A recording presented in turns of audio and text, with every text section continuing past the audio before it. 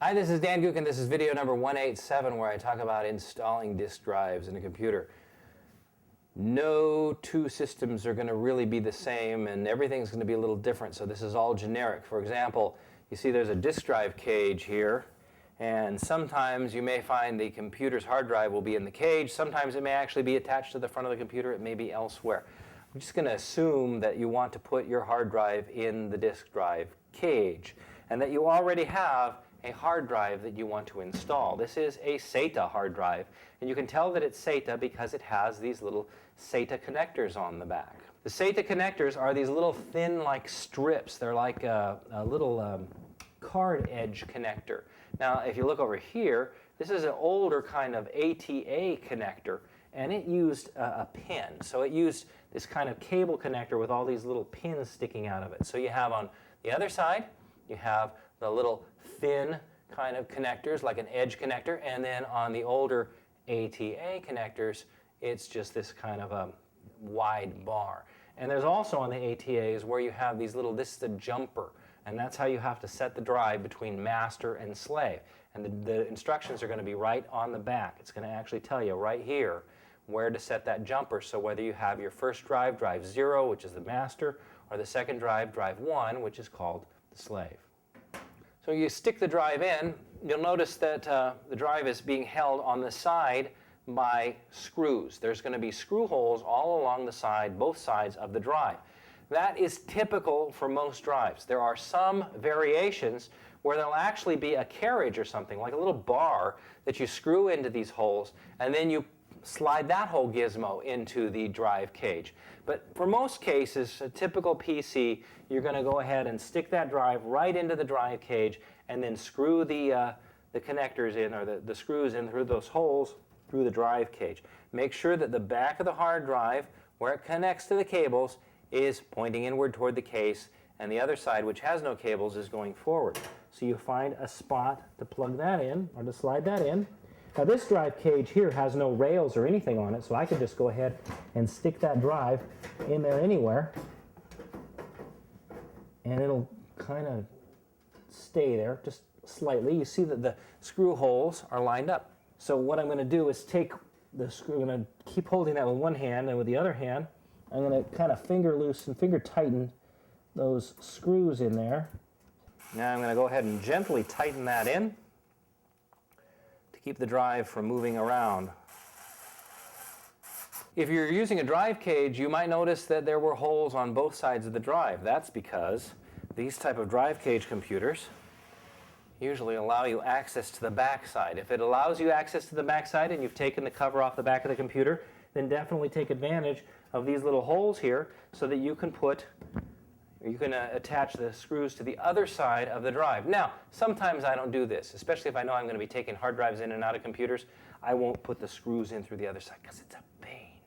But if you have the time and it's pretty much easy access, I'd recommend taking a back off the computer case and attaching the screws to the other side. A hard drive doesn't do anything when it's just sitting in the cage like that. It needs to receive power because it's got to spin, and it needs to receive data. Now the power cable comes off from the power supply, and on these SATA drives it's this flat black connector. It only goes in one way. It's actually shaped like a very long L, and as long as you line up that L, you can plug that in.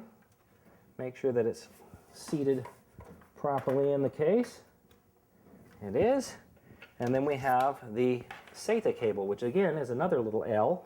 Make sure that L is lined up on one end of the cable, and the other end of the cable gets plugged in to the SATA connector on the motherboard, which again is shaped like a tiny L, and it only plugs in one way. Click, and the hard drive is attached. Once a hard drive is in, you would be able to power on the computer and close up the case, power on the computer, and the hard drive should be accessed immediately. Remember, hard drives do not come with any operating system on them, but most of them today come formatted, which means it will show up in the My Computer window. Then you can refer to the book on what to do next regarding getting that hard drive up and ready and into your computer system. Optical drives are installed just like hard drives are, except there's a difference. Can anyone think of what that is? Yes, you in the back. Optical drives must be accessed from the front. You know, in the early days of the PC, hard drives actually had a front that had a pretty light and a bezel on them and everything. But for an optical drive, you actually need to access that tray that comes in and out. And therefore, when you install an optical drive, it goes in the front of the computer.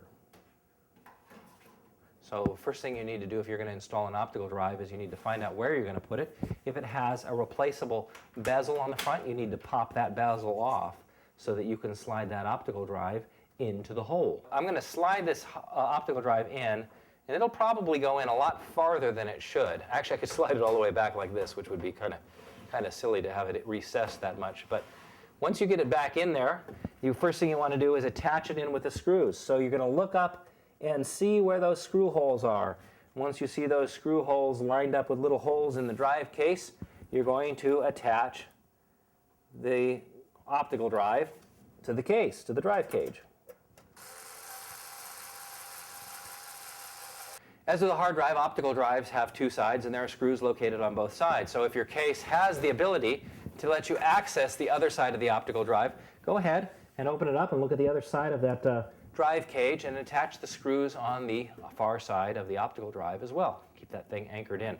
Before you tighten up the screws, I do recommend that you check the front bezel to make sure that that optical drive is flush the way you like it. It's not sticking in too far, sticking out too far. So check that, then tighten the screws.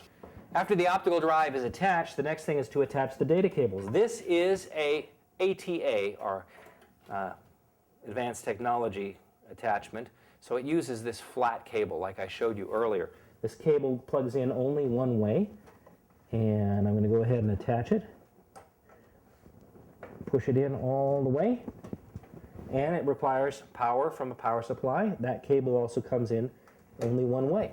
Once your optical drive is attached, it's ready to go. Go ahead and seal up the computer and plug it back in, and the optical drive should show up with a new drive letter right there in the computer or My Computer window, ready for you to use.